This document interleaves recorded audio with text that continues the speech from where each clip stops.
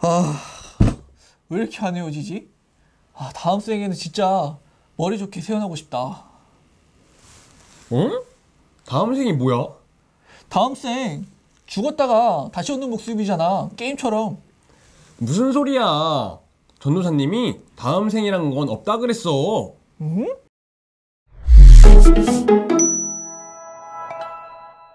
안녕하세요. 열린교회 초등부, 소년부 친구들.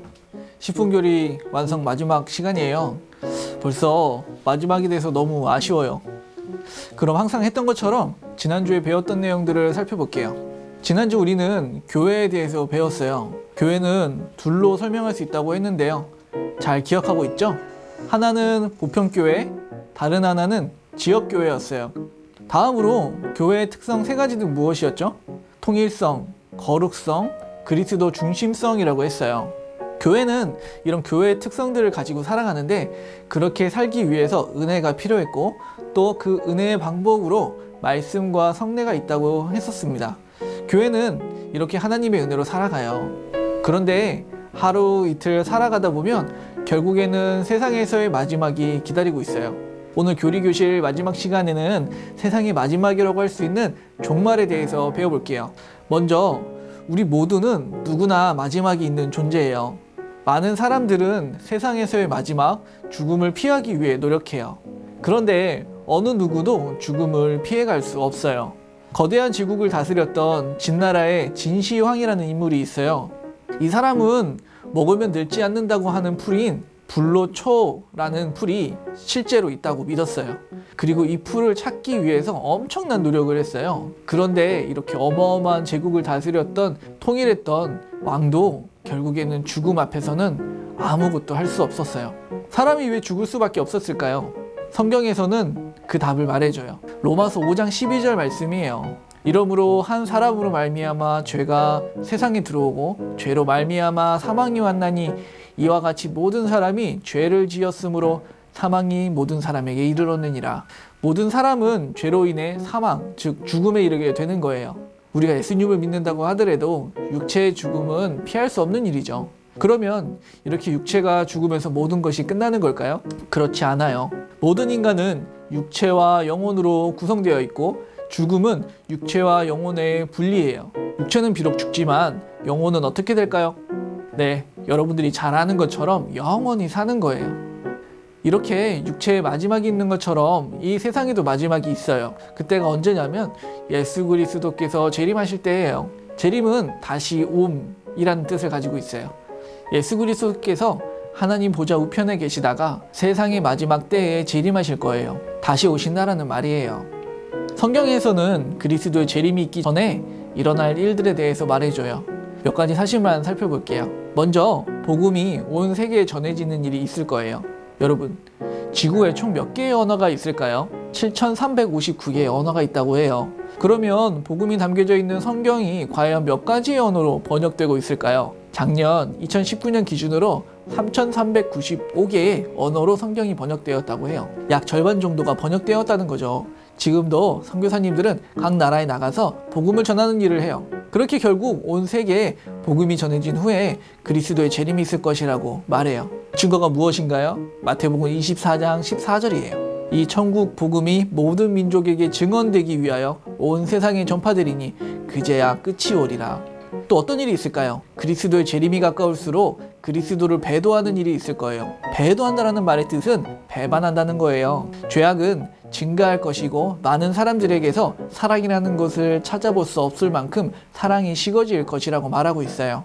적그리스도가 출현할 거예요. 데살로니가 후서 2장 3절과 4절에 보면 멸망의 아들이 나타난 이후에 끝날이 올 거라고 말하고 있어요. 멸망의 아들, 적그리스도는 자기를 하나님이라고 내세우는 거예요. 이러한 사건들이 있은 이후에 분명히 그리스도의 재림이 있을 것이라고 해요. 우리가 성경에서 이렇게 힌트를 얻어서 재림이 곧 올 것이라고 생각할 수 있을 것 같아요. 그러면 정확히 그 시기가 언제일까요? 우리는 그 시기가 정확하게 알면 좋겠지만 사실 어느 누구도 그리스도의 재림의 시기는 알 수가 없어요. 혹시 전도사님은 알 수 있지 않을까? 혹시 목사님은 알고 있지 않을까? 하나님을 찬양하는 천사들은 혹시 알고 있지 않을까? 마태복음 24장 36절은 이렇게 말해요. 그러나 그 날과 그 때는 아무도 모르나니 하늘의 천사들도 아들도 모르고 오직 하나님 아버지만 아시느니라. 여기서 뭐라고 하고 있나요? 아무도 모른다고 해요. 전도사님도 모르고 목사님도 모르고 천사들도 모른다고 말해요. 그리스도의 재림의 시기는 오직 누구만 아신다고요? 맞아요. 하나님 아버지만 아신다는 거예요. 그래서 우리는 재림 전 여러 사건들이 있는 것을 보고 재림이 있을 것이라고 것을 생각하며 그날을 매일 준비할 뿐이고 정확한 시기는 알지 못한다는 거예요.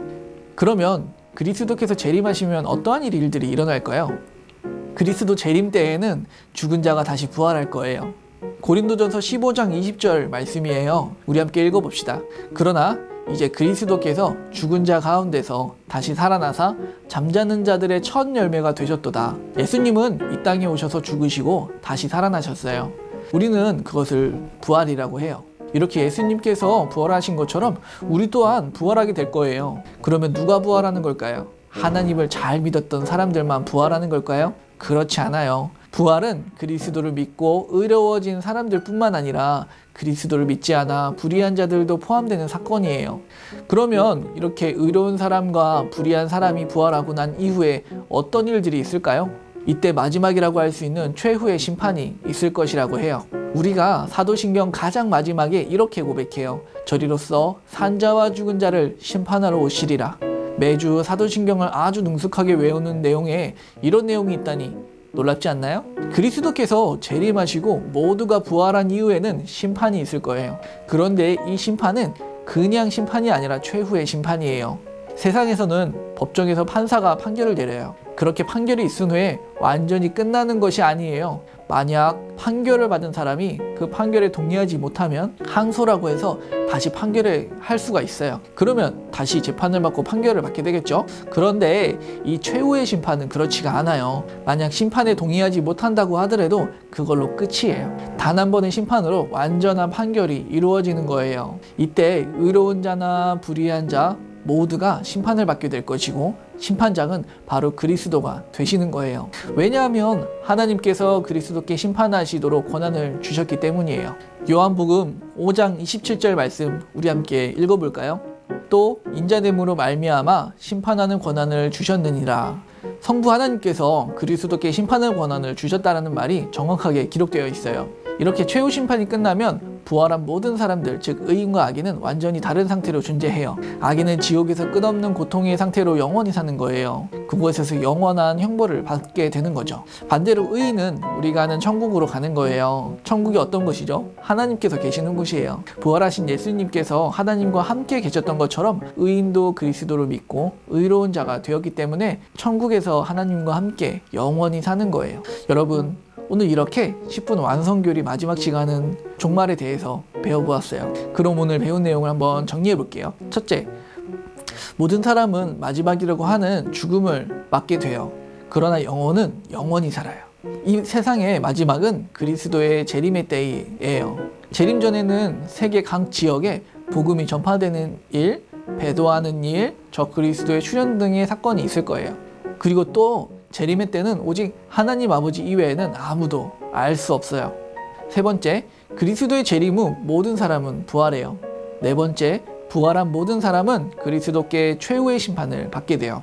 다섯 번째, 심판 후 의인은 천국에, 악인은 지옥에서 영원히 살게 돼요. 여러분, 오늘 종말에 대해서 배웠는데 배운 내용들 잘 기억하고 정신 똑바로 차리고 그리스도인으로서 잘 살게 되었으면 좋겠어요. 그러면 이렇게 10분 교리 7주차 강의가 끝났어요. 매주 잘 따라온 친구들도 있을 것이고 또 놓친 친구들도 있을 텐데 시간을 꼭 내서 강의를 2번, 3번 그리고 모르는 부분들은 부모님이나 또 선생님이나 그리고 전도사님한테 물어보고 그리스도를 아는 지식에 잘 자라나갔으면 좋겠어요. 7주 동안 정말 수고 많았고요.